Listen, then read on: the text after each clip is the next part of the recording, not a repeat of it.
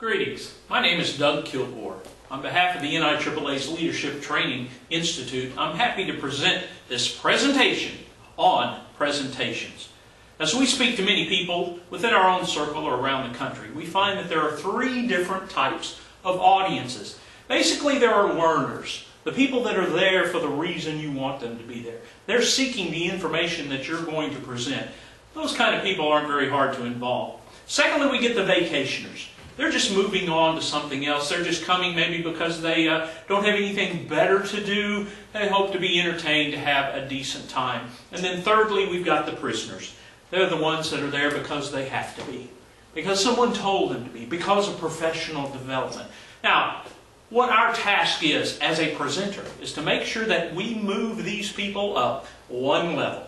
Therefore, the prisoners, we hope they're at least entertained and can take a bit of the information with them home. And certainly the vacationers, we hope that we can move them up to the learners, that they can actually grasp the point of our presentation and get them involved.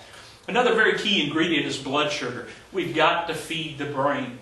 Consequently, you see a lot of presentations and sessions and workshops that have a lot of little candy around on the table or stop momentarily for breaks of soft drinks, beverages, other kind of snacks. To keep the blood sugar high. This is certainly a key when it comes to young people. And even as we get older, it becomes very important as well.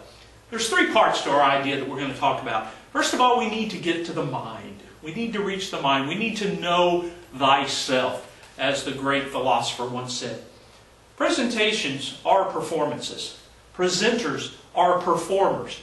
And the perception that people get from us initially is tied to our presentation, to our looks. It is all about presentation, just as performers are. There's a great story about a young man that was put in jail and continued to live out his dreams as he portrayed something to his listeners, even though they were in prison. Hear me now, thou bleak and unbearable world, thou art base and debauched as can be. And the knight with his valors all bravely unfurled now hurls down his gauntlet to thee. Yes, a little segment from Don Quixote, the Man of La Mancha. Presentation is a performance. Make sure your dress is appropriate. Make sure you look professional. You know what they say, if you can't play the game, at least look good in your uniform. And also as you approach them, stand up tall, be proud, be confident, stand up and speak to your audience as directly as possible. Your posture tends to involve people with your presentation. If you're all slumped and slouchy like this, especially if you have a podium and you're leaning on the podium, this is anti-productive. It is counterproductive to a good delivery and a good presentation. So your posture, be proud, be honest, stand up, speak up, and shut up, which we will address shortly. And our sincerity. Now, while this presentation is not quite the sincere tone, as we're trying to achieve some brevity here, usually a conversational tone. The mood you set. Think of Dr. John Olson.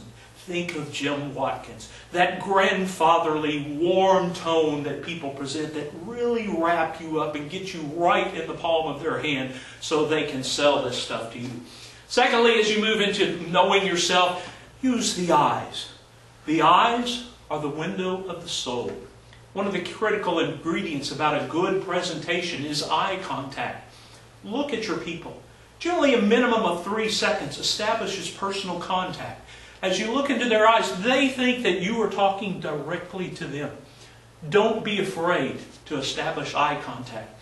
Don't be the baseball speaker, the one who addresses the left field foul pole, the right field foul pole, and then center field, fixing the focus over the heads of the participants. Eye contact, it's very critical as you present. Your focus determines what you communicate and to whom you're communicating. Make sure you know your audience to a certain degree. I was very impressed at one national conference in Indianapolis as Joe Theismann made a presentation. This big, outstanding athlete, humanitarian, a professional presenter, he obviously had done some great research into the audience of the NIAAA because he made application to our association, to our members, and to our activities. Know what you want to communicate and to whom you are speaking. The sequencing. Generally they say, state, restate, and summarize.